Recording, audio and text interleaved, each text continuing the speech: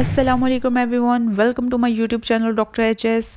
आज की वीडियो में मैं आपके साथ जितने भी हम मेडिकल स्टोर से या फार्मेसी से क्रीम्स लेते हैं, ट्रीटमेंट्स लेते हैं, जिसमें आइसोट्रेटिनोइन हो गए, सैलिसिलिक एसिड होगी, एजेलिक एसिड, अल्फा आर्बुटिन, हर चीज़ की जो क्रीम्स हैं वो हमें फार्मेसीज़ पे मिलती हैं बहुत कम प्राइस में। तो मैंने देखा है कि बहुत से लोग इनको गलत तरीके से इस्तेमाल कर रहे हैं। तो आज की वीडियो में मैं इनको सही इस्तेमाल करने वाला तरीका आपको बताऊंगी, क्योंकि अगर आप इनको गलत तरीके से इस्तेमाल करेंगे तो आपको इनके जो नुकसानात हैं, जो साइड इफ़ेक्ट्स हैं, वो आपकी स्किन पे नज़र आना शुरू हो जाएंगे। और अगर आप इनको सही तरीके से इस्तेमाल करेंगे तो आपके इनके जितने भी बेनिफिट्स हैं ना, वो आप उनसे फ़ायदा उठा सकते हैं। सो आपने इनको कैसे यूज़ करना है, और इन क्रीम्स का जो हम मेडिकल स्टोर से लेते हैं और जो हम सीरम्स वगैरह या जो कॉस्मेटिक्स शॉप से इस तरह की चीज़ें लेते हैं, उन दोनों में क्या डिफरेंस है मैं वो भी डिस्कस करूंगी। सो आपने मेरी पूरी वीडियो देखनी है, वीडियो का कोई भी पार्ट स्किप नहीं करना। और हाँ, उसके अलावा आप मेरी वीडियोस को लाइक भी किया करें, शेयर भी किया करें, और मेरे चैनल को सब्सक्राइब ज़रूर करें। चलिए वीडियो स्टार्ट करते हैं। सबसे पहले मैं आपको बताऊँगी कि मैंने बहुत सी वीडियोज़ बनाई हुई हैं और बहुत से इन्फ्लुएंसर्स भी बनाते हैं, जैसे कि स्किन एक क्रीम होगी जिसमें आइसोट्रेटिनोइन होता है, उसके अलावा स्किन ऑरेंज जिसमें एजेलिक एसिड होता है, उसके अलावा सैलिसिलिक एसिड के नाम से भी आती है, मिलेनो के नाम से आती है जिसमें कोजिक एसिड होता है, अल्फा आर्बिट्यून होता है, और भी बहुत सारे ब्रांड्स हैं। अब मैंने देखा है कि लोगों को ये तो पता लग जाता है कि भाई आइसोट्रेटिनोइन या रेटिनॉल्स है, अपने इसको इस्तेमाल करना है। जैसे आप बिल्कुल दूसरे कॉस्मेटिक शॉप से सीरम्स वगैरह लेके इस्तेमाल करें, इसी तरह करें सैलिसिलिक एसिड या एजेलिक एसिड, तो आप बिल्कुल गलत कर रहे हैं। आपने इनको इस्तेमाल नहीं करना। हम जो फार्मेसी से चीज़ें लेते हैं ये होती हैं ट्रीटमेंट्स, ठीक है। ये हम पेशेंट्स को एज अ ट्रीटमेंट देते हैं। अब देखिए ना, मैं आपको एक एग्जांपल देती हूँ। अब एक पेशेंट आया, उसको मसला है, कोई भी मसला, उसको फीवर है या कुछ भी है, हम उसको टैबलेट लिख के देंगे कि ये एक गोली एक टाइम ही एक ही खानी है, या शरबत है उसका एक ही चम्मच पीना है। अगर इसको आप वो पेशेंट ऐसे सोचे कि भाई मैं अगर एक चम्मच पीने से ठीक होता हूँ तो मैं क्यों ना पूरी बोतल ही एक ही दफ़ा पी लूँ, या आधी बोतल पी लूँ, या एक पूरे 4-5 गोलियाँ इकट्ठी ले लूँ, ताकि जो इफ़ेक्ट मुझे आहिस्ता आहिस्ता है ना वो एक ही दम आ जाए। तो कितने साइड इफ़ेक्ट्स हो सकते हैं ना। बिल्कुल इसी तरह ये जो आप क्रीम्स लेते हैं, ये ट्रीटमेंट्स होती हैं। फ़र्स्ट ऑफ़ ऑल तो ये डॉक्टर की प्रिस्क्रिप्शन के बगैर पूरी दुनिया में मिलती ही नहीं है, लेकिन हमारे पाकिस्तान और इंडिया में ईज़िली मिल जाती हैं। इतने लॉ एंड ऑर्डर्स को फॉलो नहीं किया जाता। तो अगर आपको मिल जाती हैं तो आप इनको सही तरीके से इस्तेमाल करें। सही तरीका क्या होता है? ये होता है कि आपने इन प्रोडक्ट्स को जस्ट एक पी साइज़ अमाउंट लेनी होती है, कि मटर के दाने जितनी मिकदार लेनी होती है आपने अपने पूरे फेस के लिए। आप चाहे वो आइसोट्रेटिनोइन लगा रहे हैं, आप एजेलिक एसिड लगा रहे हैं, आप सैलिसिलिक एसिड लगा रहे हैं, आप अल्फा आर्बिट्यून लगा रहे हैं, आप जो चीज़ भी कोजिक एसिड इस्तेमाल करें, आप जो भी इस्तेमाल कर रहे हैं, आपने सिर्फ एक पी साइज़ अमाउंट लेके, एक मटर के दाने जितने लेके अपने फेस के ऊपर लगानी है।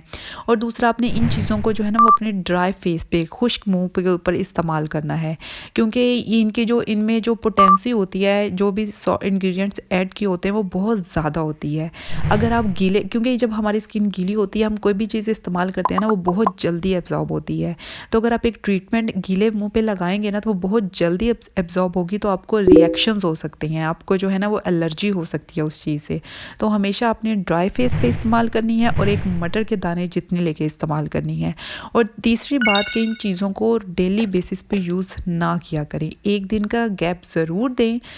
वैसे तो मैं आपको बहुत सारी वीडियोस में बता चुकी हूँ कि आप लोग स्किन साइकिलिंग को फॉलो करें तो ज़्यादा बेहतर है, ताकि आपके जितने भी स्किन कंसर्न्स हैं या स्किन प्रॉब्लम्स हैं आप सबको टारगेट एट अ टाइम कर सकें।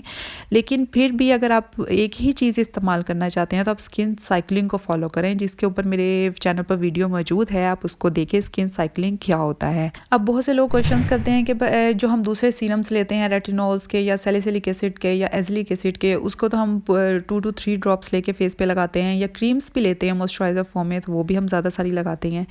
देखिए, जो ये एक ट्रीटमेंट है वो कॉस्मेटिक्स शॉप पे जो मिलती है ना, उनमें उन्होंने इतनी कि उनकी कंसंट्रेशन या मिकदार ऐड की होती है कि वो कोई भी स्किन टाइप के लोग इस्तेमाल करेंगे ना तो उनको रिएक्शन नहीं होगा। क्योंकि कोई भी ब्रांड या कोई भी कंपनी ये चीज़ बनाती है तो उनकी रिस्पॉन्सिबिलिटी होती है कि आपके कस्टमर्स इस्तेमाल कर रहे हैं उनको रिएक्शन ना हो, या उनको कोई साइड इफ़ेक्ट ना आए। अगर किसी को आना शुरू हो गए, या अगर 100 में से 20 या 30 लोगों को भी रिएक्शन आना शुरू हो गए तो उनकी तो कंपनी बंद हो जाएगी ना। तो इसलिए वो ना सेफ साइड जाके खेलते हैं, ठीक है। वो बहुत कम कंसंट्रेशन ऐड करते हैं।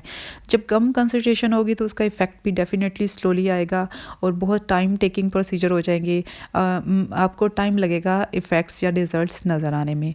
तो ये जो लेकिन ये जो ट्रीटमेंट्स होती हैं जो हम मेडिकल स्टोर से लेते हैं, ये डॉक्टर प्रिस्क्राइब करता है। क्यों? क्योंकि उसको उसके सामने पेशेंट होता है, उसका नॉलेज होता है, वो देखता है इसको किस चीज़ की रिक्वायरमेंट है, किस की नहीं, इसको मैं कितनी दे सकता हूँ और कैसे दे सकता हूँ। तो ये इन चीज़ों की रिस्पॉन्सिबिलिटी फिर वो डॉक्टर पर आ जाती है, ना कि डायरेक्ट कंपनी पे या ब्रांड पर जाती है। सो इसलिए मैं ये पॉइंट आप लोगों को क्लियर करना चाहती थी, क्योंकि जब भी मैं कोई इस तरह की वीडियो शेयर करती हूँ तो आप लोग मुझे कमेंट में ज़रूर पूछते हैं, कमेंट्स लिखते हैं कि भाई इसको कैसे इस्तेमाल करना है, बता दे। तो भाई मैं आपको क्लियर कर दूँ, फार्मेसीज़ पे कोई भी चीज़ लें तो बहुत कम मिकदार में इस्तेमाल करनी होती है। लेस इज़ मोर वाला रूल है जिसको आप फॉलो करें, और स्किन साइक्लिंग 2 ही मेथड हैं। तो आप इनके जो बहुत अच्छे इफ़ेक्ट्स आपको मिलेंगे और आपको साइड इफ़ेक्ट्स भी नहीं होंगे, आप इनको लॉन्ग टर्म में यूज़ भी कर सकेंगे। उम्मीद करती हूँ कि आपको मेरा पॉइंट क्लियर हो गया होगा और आपको मेरी बातें समझ भी आई होंगी। और अगर आपको मेरी वीडियोस अच्छी लग रही हैं तो भाई मेरे चैनल को सब्सक्राइब ज़रूर करें। खुश रहें, खुश रखें। Take care. अल्लाह हाफिज़।